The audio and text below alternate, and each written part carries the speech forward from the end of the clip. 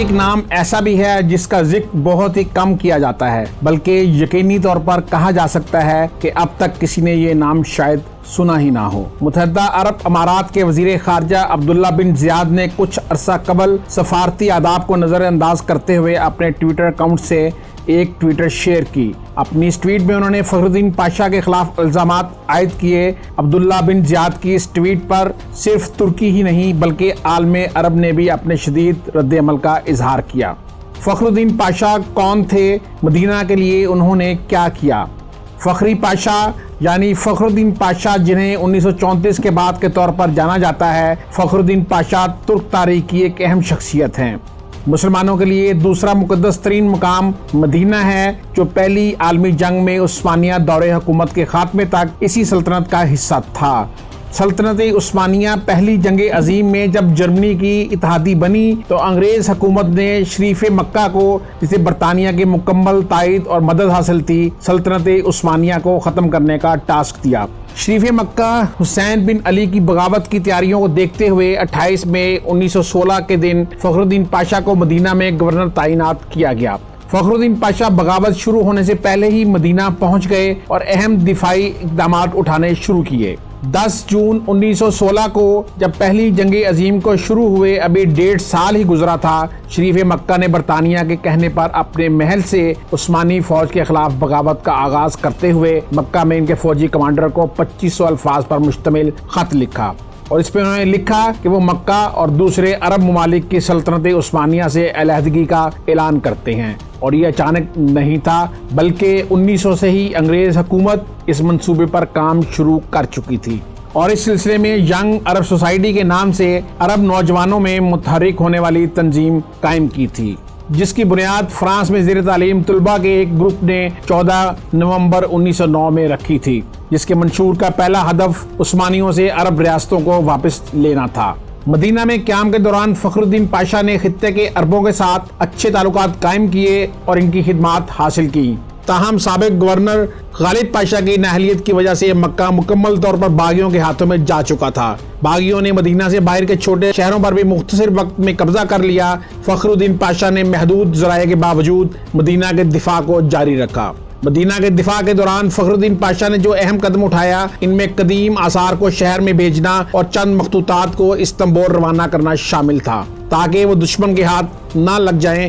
ان میں سے اکثر مخطوطات عثمانی انتظامیہ نے ہی مدینہ کے کتب خانوں کے لیے بھجوائے تھے۔ آج بھی توپ کاپی محل کی مدینہ لائبریری میں تقریباً 500 مخطوطات محفوظ رکھے گئے ہیں۔ فخری پاشا کی فوجوں نے نہ صرف مقدس شہر مدینہ کا بھرپور دفاع کیا، بلکہ چھوٹی سی سنگل ٹریک والی حجاز ریلوے پر انگریزی فوجوں کے قبضے کی ان تمام کوششوں کو بھی ناکام بنایا جو اس کی سپلائی کا واحد ذریعہ تھی۔ انگریز فوج کے ریکارڈ کے مطابق فخری پاشا نے ریلوے ٹریک پر قبضے اور ٹریک کو دھماکوں سے اڑانے کے لیے کرنل لارنس کی فوجوں کی جانب سے کیے جانے والے 1917 میں 130، 1918 میں 103 اور 30 اپریل 1918 تک 300 سے زائد بم حملے ناکام بنائے۔ فخری پاشا نے برطانوی اور شریف مکہ کی فوجوں کو اس طرح ناکو چنے چبوائے کہ وہ سر ٹکرا کر رہ گئے، لیکن مدینہ کے قریب بھی نہ پھٹک سکے۔ اپنی پے در پہ ناکامیوں اور فخری پاشا کی جنگی مہارت کی وجہ سے انگریزی فوج اسے ٹائیگر آف دی ڈیزرٹ یعنی صحرائی ٹائیگر کہنے پر مجبور ہو گئی۔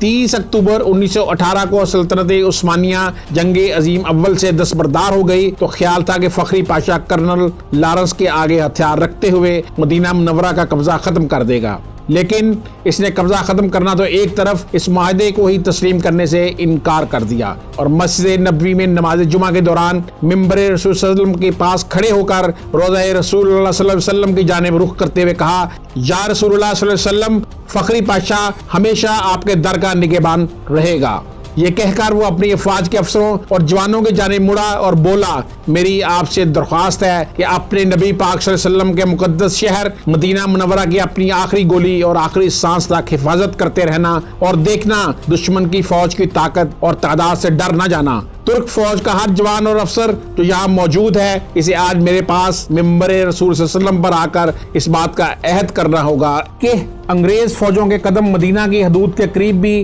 نہیں پھٹکنے دیں گے۔ اور اس کے لیے کسی بھی قربانی سے دریغ نہیں کریں گے۔ یہ میں اس لیے کہہ رہا ہوں کہ باخدا مجھے رسول اللہ صلی اللہ علیہ وسلم نے خواب میں زیارت دیتے ہوئے حکم دیا ہے کہ کبھی بھی ہتھیار مت ڈالنا۔ اگست 1918 میں جب کرنل لارنس اور شریف مکہ نے فخری پاشا کو ہتھیار ڈالنے کا ایک بار پھر حکم بھیجا تو اس عاشق رسول نے جواب میں شریف مکہ کو لکھا، فخری پاشا غلام رسول اور محافظ شہر مقدس مدینہ کی طرف سے قادر مطلق اللہ کے نام سے اس شریف مکہ کے نام جو انگریز سلطنت کی غلامی کرتے ہوئے اور مسلم اتحاد کو پارا پارا کرتے ہوئے مسلمانوں کے ہاتھوں سے مسلمانوں کا خون بہا رہا ہے، میں واضح اور صاف صاف الفاظ میں بتا دینا چاہتا ہوں کہ اب دوبارہ مجھ سے ہتھیار ڈالنے کی بات کبھی مت کرنا، کیونکہ میری فوج کا سپریم کمانڈر اب کوئی اور نہیں بلکہ رسول اللہ صلی اللہ علیہ وسلم خود ہیں۔ اس لیے کرنل لارنس اور شریف مکہ سن لو، اب میں رسول اللہ صلی اللہ علیہ وسلم جو میرے سپریم کمانڈر ہیں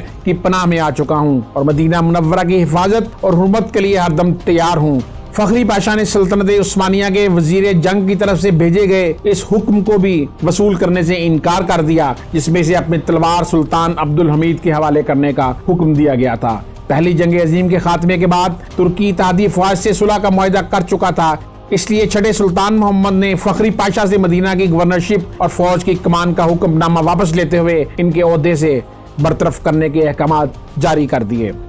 لیکن جنرل فخری پاشا نے ان احکامات کو تسلیم کرنے سے انکار کر دیا اور سلطنت عثمانیہ کا جھنڈا مدینہ میں لہرائے رکھا، اور بار بار کے حملوں کے باوجود لارنس آف عربیہ اور شریف مکہ کی مشترکہ فورس کے آگے ہتھیار ڈالنے سے انکار کرتے رہے۔ انہوں نے معاہدے کے 72 دن بعد تک مدینہ کا دفاع کیا اور ہتھیار نہ ڈالے، اور جب کرنل لارنس کی فوجوں کی بجائے ترکی سے جرنیل عبداللہ اور علی کو اسے حراست میں لینے کے لیے مدینہ بھیجا گیا تو اس کی اپنی عثمانی فوج نے فخری پاشا کو حراست میں لے لیا۔ یوں 2 فروری 1919 کو شریف مکہ کے بیٹے علی اور عبداللہ شہر مدینہ میں داخل ہوئے اور 12 دن تک شہر نبی صلی اللہ علیہ وسلم میں لوٹ مار کرتے رہے۔ 4850 گھروں کو جن کو فخر الدین نے تالے لگوائے تھے انہیں توڑ کر لوٹ لیا۔ فخر الدین نے 2 سال مالٹا میں قید میں گزارے۔ 1921 کو رہائی ملنے کے بعد دوبارہ ترک افواج میں شامل ہوئے اور یونان اور فرانسیسیوں کے خلاف جنگیں لڑی۔ اس کے بعد وہ افغانستان میں ترکی کے سفیر رہے۔ 22 نومبر 1948 کو دل کا دورہ پڑا اور تاریخ جسے مدینہ کے محافظ کے نام سے یاد کرتی ہے اپنے خالق حقیقی سے جا ملے۔ ان کی خواہش کے مطابق انہیں استنبول میں دفن کیا گیا۔